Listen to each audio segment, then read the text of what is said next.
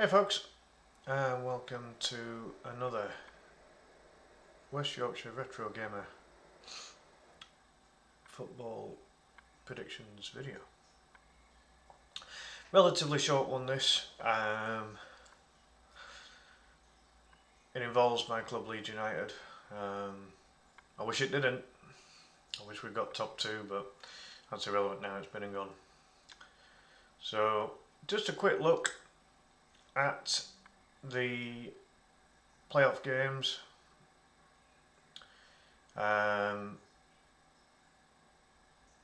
20 days before the final.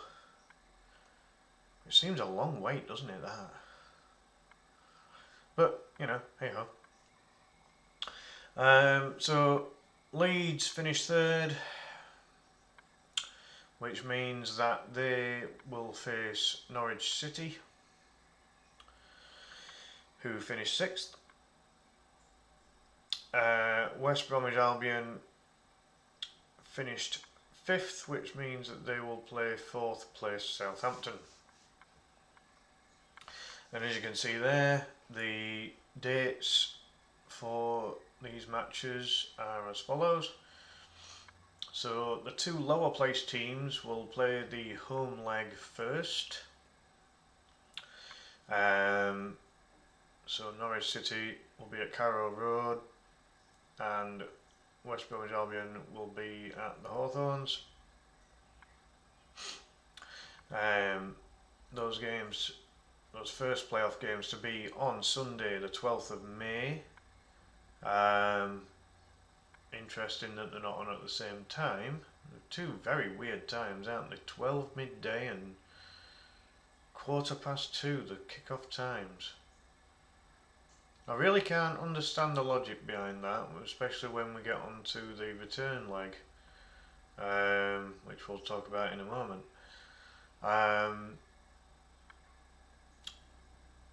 Going into this, I don't believe any of these four teams are in particularly good form, which is a little bit unusual.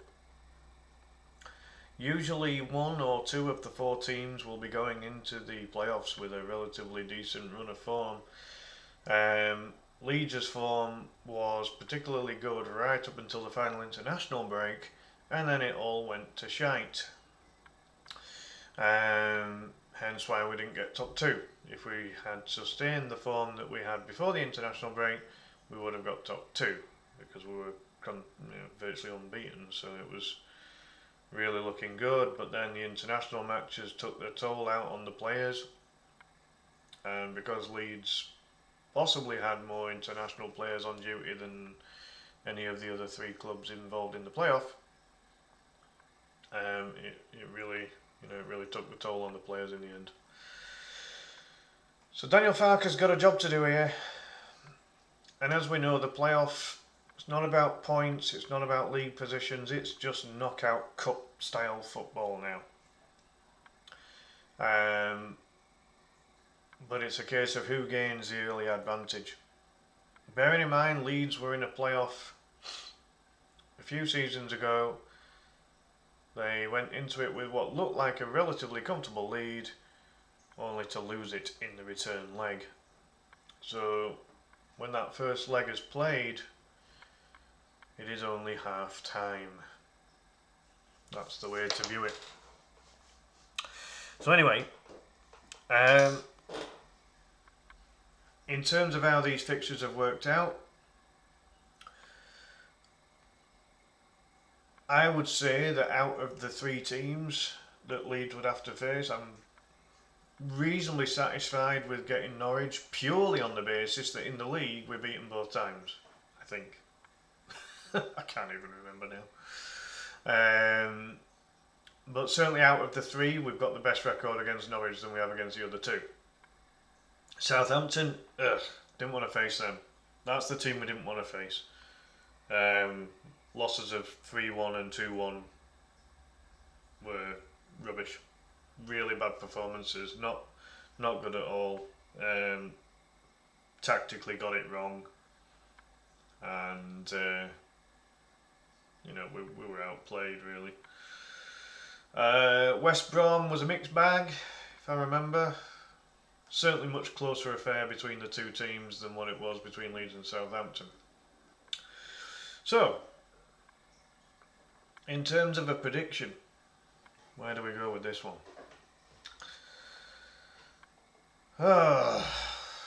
Playoffs.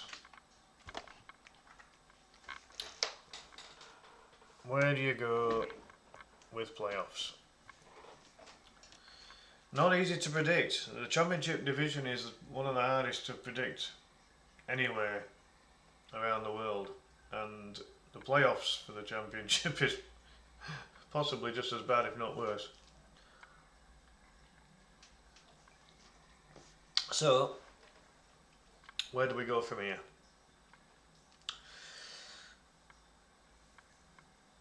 Norwich had a period where the likes of Sargent was out for quite some time. I think more recently Rowe has been injured. I think they've had Sarah available for most of the season.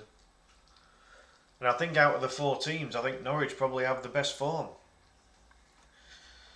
So even though Leeds did do the best against those out of those 3 teams, we've kind of hit Norwich at maybe the worst time. Albeit, I think Norwich lost one of their most recent games. So, they're certainly not unbeatable. I mean, no team's unbeatable. That's a fact. The only unbeatable team, certainly in most recent times, has been when Arsenal won the Premier League without losing a match. Codenamed the Invincibles at the end of that season, weren't they? That's going back a long time ago now, that one, isn't it? Anyway, so here's how I think this is going to play out.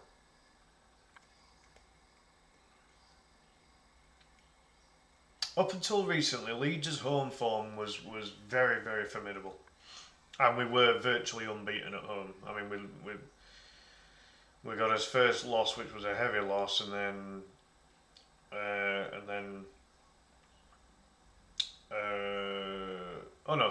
the heavy loss was away. It was at Loftus Road, wasn't it?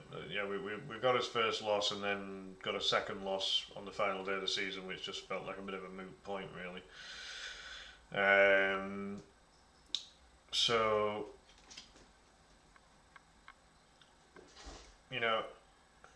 it's going to be a case of, can Leeds cope with the pressure that the fans will bring to the particular fixture? The fans will be demanding promotion. And you could say that about all 4 of these teams. This is their one big chance to get out of what is one of the hardest divisions to get out of. I would argue that the only other division that's harder to get promoted in is probably the Conference, or National League as they call it these days. So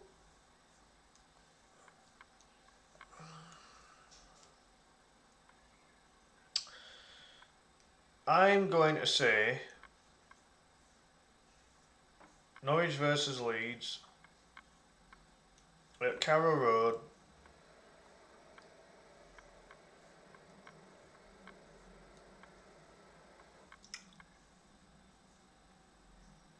The way Leeds' defence has been recently, it's been pretty shaky.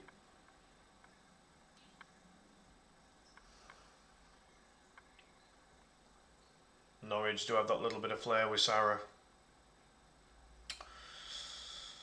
2-2 at Carrow Road.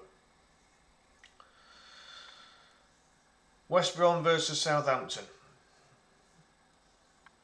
Southampton have a tiny bit of momentum, having beaten Leeds on the final day, albeit again I don't think they can take a vast amount of confidence from that match. It wasn't a particularly great match overall in any kind of retrospect. I mean, a win's a win, but when you delve down into the performance, was it really that good? And was it against a Leeds team that was firing on all cylinders? Absolutely not.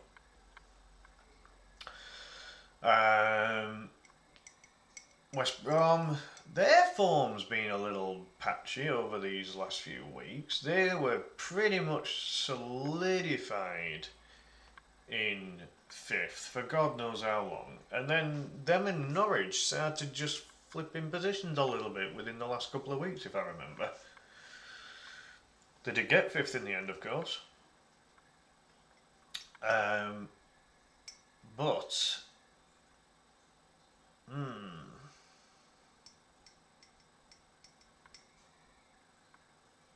has their form picked up enough? I mean, they have been very, very consistent. Let's just put that out there. I don't know how many matches of the season they were in fifth place, but it was a lot. They've got a good coach in Coburn. I've seen what Carlos can do, having coached the Leeds under-21s in the past. And he's obviously had a good record with the likes of Huddersfield, hasn't he? Before now. He got them into playoffs, didn't he? Did very well. And, you know, you'd have to say that on paper his West Bromwich Albion squad is better than the Huddersfield squad he had. So, where do we go with this one?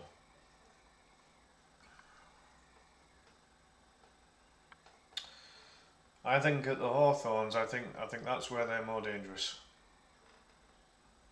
They're going to be very, very tight defensively, very well organised. I'd be very surprised if Carlos goes with any kind of gung-ho attitude. He'll go about getting his team to play the way that they played all season, which is very defensively resolute. I think they had the second best defence after Leeds. That's if Leeds hung on long enough, because they conceded so many goals in the final 4 or 5 games. Then again, Meslier got the Golden Globe, didn't he? So maybe we did. Anyway, I'm going to say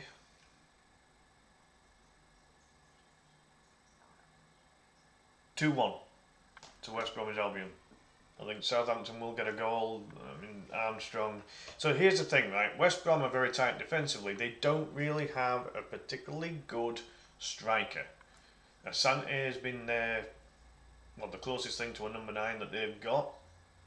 And that, the lack of a 20-goal striker is probably the reason that West Brom haven't finished anywhere close to the top 2. Southampton, on the other hand, again, as I said, they've got Armstrong, they've got in the 20-goal bracket. Walker Peters is a very effective fullback / wingback. I didn't think they were that great against Leeds. I mean, they were the better team, don't get me wrong, but I don't think they were spectacular. I really don't.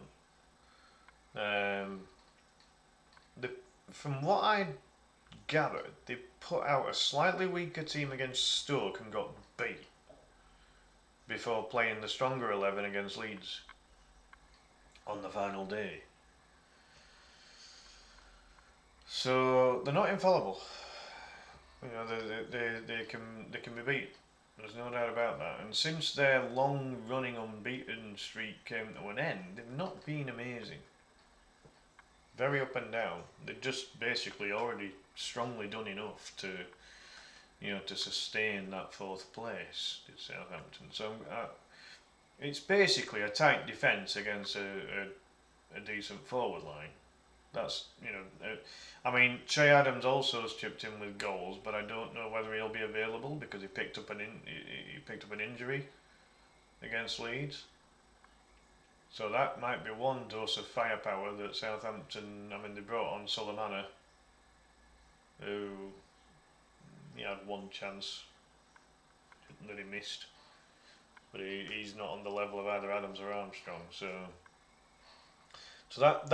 that's another reason why. So if Che Adams doesn't play, that's their second best striker out. So I think that could play a factor. I think that could play a factor. I don't think they'll have the firepower if Adams is unavailable.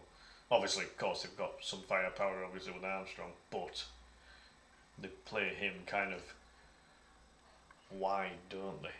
I mean, and Leeds let Smallbone through the middle so badly in the first half. I mean, they got, I think it was Kamara in the end that they got to trap back on him. There was one point where Smallbone was sprinting through the middle, but Kamara tracked him. This was early on in the second half, and that showed that Farker had noticed this and he'd fixed the issue, because in the first half Smallbone just was, it was almost like he had a free roll. I wouldn't say that Smallbone is a particularly great player, but he was, if you give anyone free license to run around and get in positions, then that's what they'll do. So anyway, 2-1. So we've got 2-2 between Norwich and Leeds, and 2-1 between West Brom and Southampton. So, return legs. Let's have a look at these. So, Leeds United, Ellen Road, it's going to be packed. It's going to fill the 38,000 capacity or whatever we're at these days. Ellen Road, I remember the days when Ellen Road was over 40,000.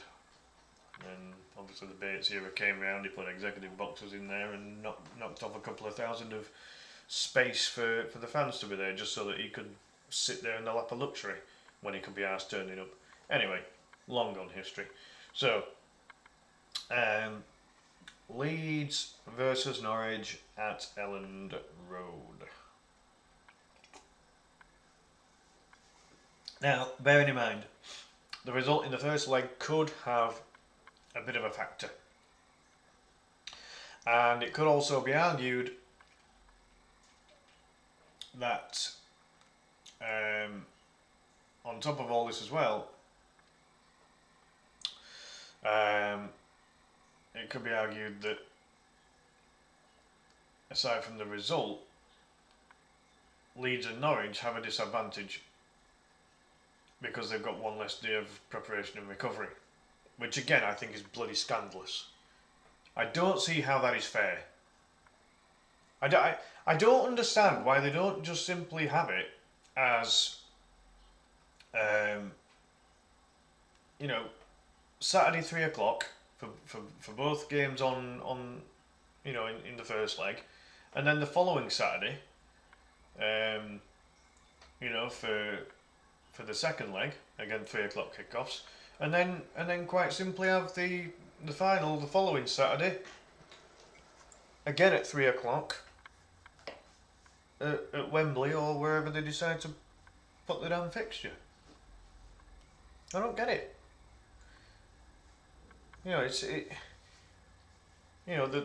The league aren't fussed about Norwich. That's obvious, but they're very keen to put as many disadvantages in Leeds' way as possible. They'd be all over the likes of West Brom and Southampton. They'd be quite happy for either of those two to go, but they're not bothered about the Leeds and Norwich City games. That's quite blatantly obvious by what they've done with the fixtures here. Now, if there is some kind of reason as to why, then someone please let me know in the comments. But I haven't got a clue as to why this has been done this way. I really don't. I find it very annoying, and that's just me getting a bit of a rant out there. Anyway, first leg 2-2. As I say, the slightly less time for preparation and rest and recovery, and if injuries occur, or even getting some injured players back that were injured before the first leg, Leeds and Norwich are both at a disadvantage there, and I personally do not think that's fair. I really don't. You've got Daniel Farke going against his former club, which again I don't think has much of a bearing. I really don't. Time has passed since his Norwich days, and that was proven by the fact that Leeds did quite well against Norwich both times this season. So I don't think that has much of a bearing, but it's something that the commentators or the pundits will mention. I'm quite certain of that. So 2-2 in the first leg.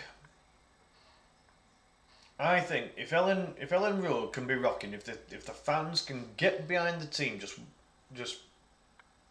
one more time at Ellen Road this season, this is the game to do it. Regardless of what happens in the match, don't put pressure on the team. Support the team. Now the fans of Leeds United have been fantastic all season. I totally get the frustration of missing out on the top two. Believe me, I am one of these that I have had so many different emotions about all of this, of which I don't want to spread it online. I don't want to put it into me streams whatsoever. But it's yeah. I've not been a happy fan. That's 100% certain.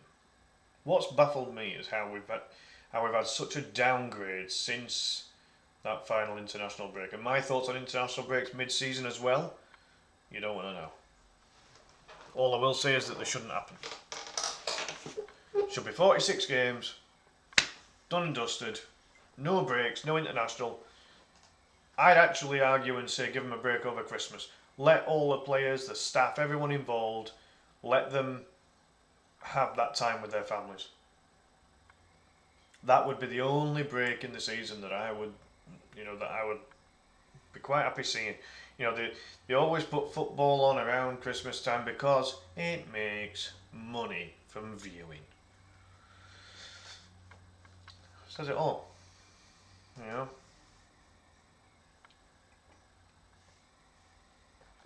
Anyway,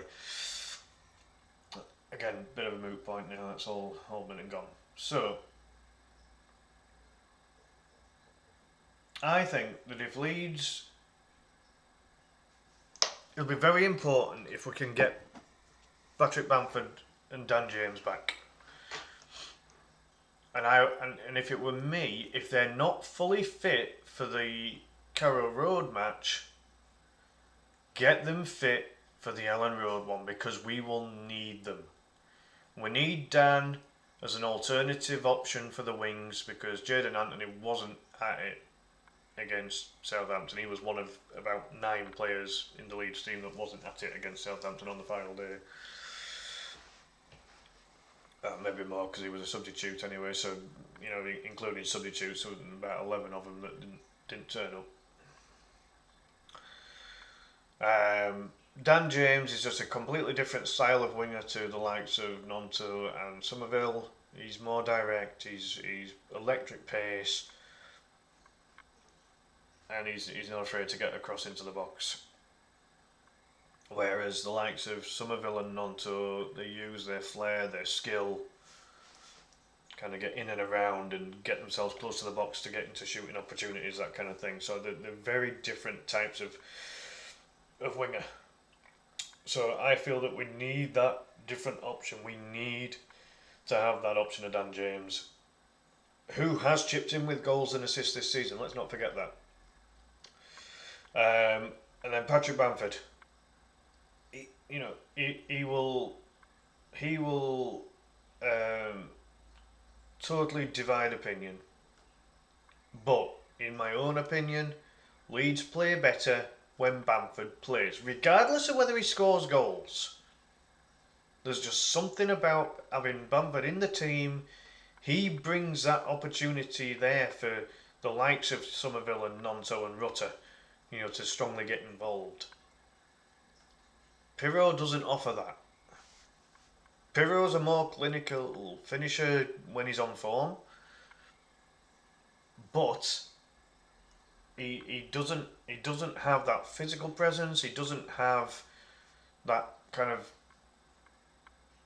nuisance factor against the centre backs. That he doesn't hold the ball up like Bamford does. Bamford is a totally different type of striker to Pirro, and for me, that getting Bamford back, especially for the Leeds United Ellen Road match, is crucial. Absolutely crucial. Now, if this happens, I think Leeds then go into that match with a very big advantage. As long as everyone else is fit as well. It's an absolute team effort, this, but I really strongly believe that Bamford could be the key to us getting through the semi-final of the playoff. I really do, because when he's not playing, we're not at it. And again, he's experienced. We've got a very, very young team. We're about the second youngest team in the entire division. You know, Bamford's been there. He's done it. You know, he had a 17-goal season in the Premier League, for Christ's sake. He got himself an England cap. You know, he's played for numerous different Premier League and Championship teams. So whether you like him or you don't like him, at the end of the day, he's an important part of the way that Farke wants his team to play. Piroe doesn't fit the system. This is why Piroe's only had like 12 goals and a couple of assists. You know, as opposed to, you know, over 2 seasons where he got 44 goals in 88 games for Swansea. You know, it was a different system, different way of playing, and he was the big fish in the small pond. You know, in that regard, and I don't mean that with any disrespect, but he was pretty much Swansea's star player. You know, so yeah, it's a difficult one. I think that we probably still edge Norwich in the quality department, just. And Norwich will have their own injury issues as well, as far as I'm aware. I don't know who's available. Barnes for them is like Bamford to us. I think Barnes is unavailable. You know, he's their nuisance maker. He's not a big goal scorer. You know, I actually think he's a bit of a thug, but in terms of how he plays. But he offers that little bit of nuisance factor to allow the likes of Rowe and Sargent and Sarah, you know, to be dangerous in the final third. But again, is Rowe available? I don't know. I haven't checked the Norwich squad injury list, you know, to see who's available and who's not. So I'm gonna go out on a limb and say Leeds 2-1, which would give an aggregate score of 4-3 to Leeds United, and Leeds go through to the final. There's a little bit of heart overhead on that one, I can't lie. But when I look at the quality of the two squads, when I look at the fact that, you know, Leeds have been far and away the better team overall over the season, hence why Leeds finished third and Norwich finished sixth. But again, that doesn't mean a thing in the playoff. You know, it's a totally different ballgame. But I will go with that. So Leeds advance to the final, 4-3 on aggregate. Moving then on to Southampton versus West Brom at St Mary's. Those two teams have an extra day to recover, to prepare. You could argue by 2 hours less, but come on, let's just be serious about this. You know, these two teams have an advantage here, having an extra day. I don't agree with it. Do not agree with it at all. However, it is what it is. So, again, injuries and the score of the first leg will have a factor. Southampton at St Mary's, you would imagine, will be very, very difficult. A very, very difficult team to beat. And again, I think it will come down to strike forces versus defences.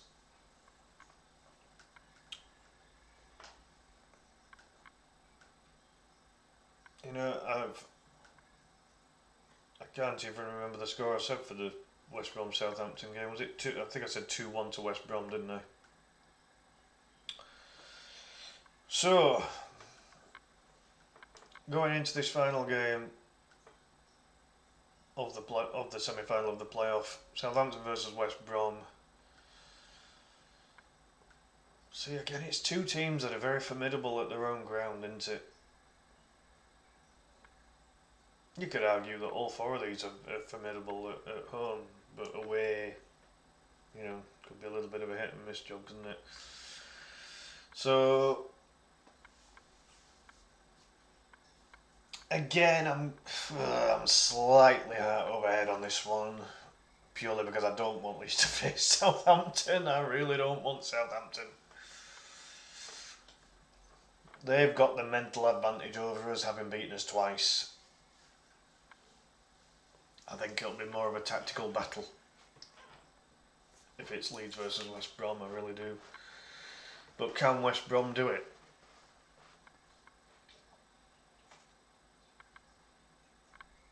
Going to be very, very close, but I think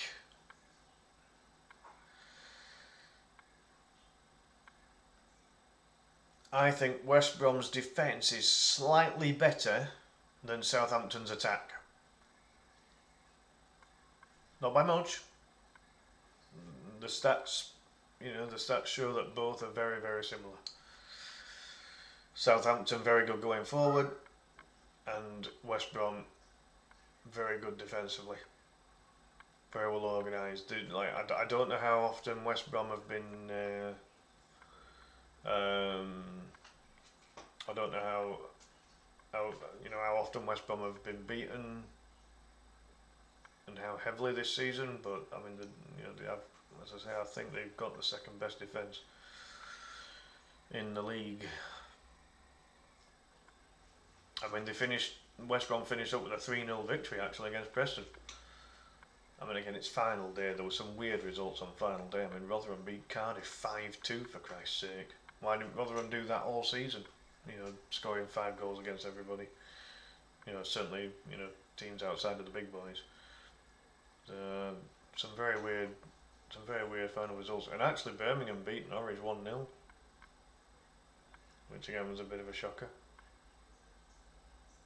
Blackburn beat Leicester 2-0, but again, I mean, Leicester were on the beach, weren't they, for that one? Plymouth beat Hull 1-0. Yeah, some weird results. But anyway, yeah. I'm going to say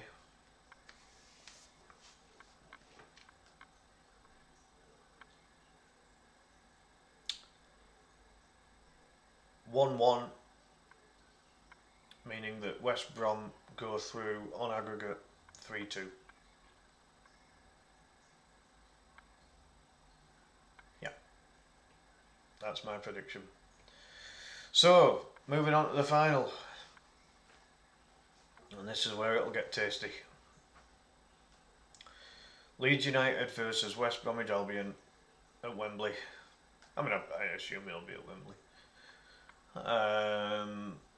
Neutral ground, obviously. Leeds don't traditionally play well in London, but it's not against a London club, is it? Leeds' playoff record has been terrible over the modern era. I even went to one of them at Wembley when we were against Doncaster. The only player that played well for Leeds that day was Kasper Ankergrund, the goalkeeper. All the outfield players were terrible. The only argument against it possibly is that not many of the current squad have played for Leeds in a playoff final, or a playoff in general. And the ones who have probably won't make the first 11. Maybe Bar Bamford if he makes it. I think he might be the only one. So, with that,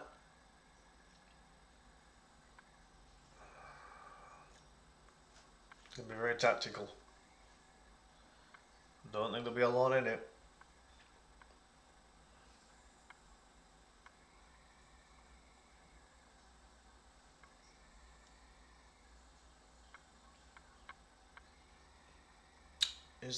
Is there the potential for a very low scoring match on the basis that these two teams' defences have been rock solid all season or most of the season? That is the question. Damn, this is a hard decision. I'm trying to be as objective as I can, but it's so hard when it involves my own team. This prediction thing would be easier if Leeds weren't involved. I'm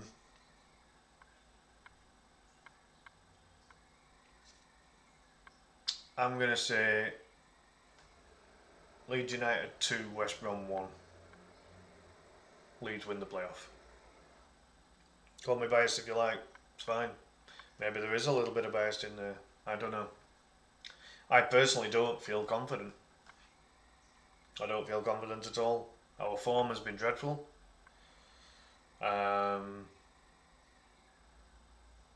Players just not doing their jobs. So-called star players at this level. Attacking players not tracking back. Defensive players not defending intelligently like they have done for such a big chunk of the season. Players not scoring goals like they were earlier on in the season. A lot of these players haven't played a full championship season before like they have done this time. You know, there's probably a little bit of burnout there. A little bit of fatigue. Hasn't helped with some players, you know, picking up injuries. Might go unnoticed, but I think the loss of Pascal Struijk has been massive for Leeds this season. He looked pretty good, and that allowed Ethan Ampadu to play in midfield. As decent as Ampadu's done in defence next to Rodon, I just feel that Ampadu was better in midfield, and I feel that Struijk was better in defence. And the partnership then of Ampadu and Gray in midfield, for me, works better. I think if we'd have had Bamford for longer periods of the season, I think that would have helped. And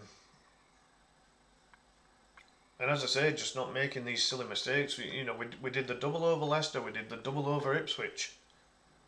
There's an old phrase, to be the best, you've got to beat the best. Well, we beat the best, and yet those two went up and we didn't.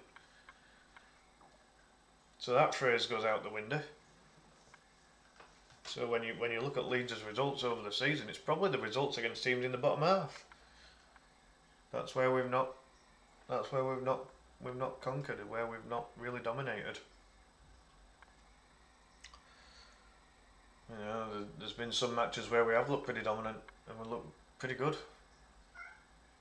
Look at the matches in January, February and March. I mean, those 3 months we were superb. Absolutely superb. And if Farke can get his team to remember how they played in those 3 months and just remind them that they can be good, that they can produce the goods, that they can be tight defensively, that they can score goals, then they might just have a chance here. Show them the footage from the 2 games against Norwich in the regular season, see if there's any good stuff they can pick up from those. Yeah, that's what's gonna kickstart Leeds' playoff push.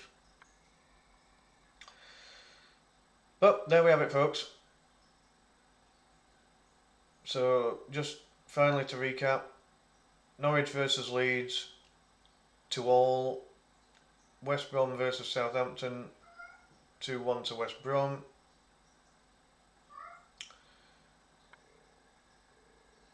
Leeds versus Norwich 2-1 to Leeds. Southampton versus West Brom 1-1. Leeds versus West Brom in the final, Leeds 2-1. Leeds to win the playoff. That is my prediction. So with that in mind, folks, I'm going to leave it at that. Obviously, best of luck to my team Leeds. We don't want another season in the Championship. I think if we have another season in the Championship, I think it could be a long time before we get promoted. I really do. I think this is the best opportunity we're going to get. So we need to make it count. But hope you enjoy this video, folks. Do please subscribe to the channel. it's free to do. Hit the thumbs up like if you like this kind of content. I also do video game streams as well, both live and recorded. Do some speed running as well in that. I do currently hold some top 3s and some world records in the speedrunning department, so if you like that kind of content as well, do please check it out.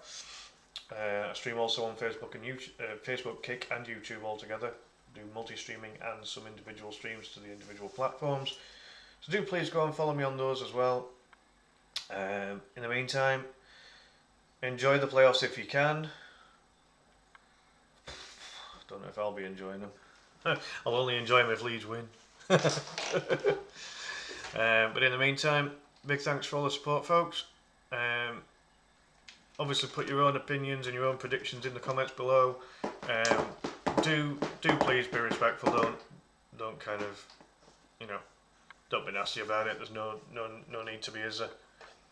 If you're a Norwich fan, West Brom fan, Southampton fan in particular, if you're a fan of any of those three in particular,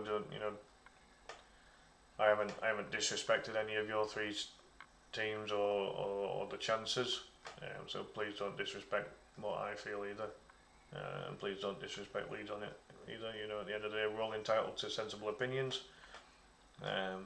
Just don't be an idiot about it, really, I guess. But in the meantime, as you can see, I have a cat who is proving some attention.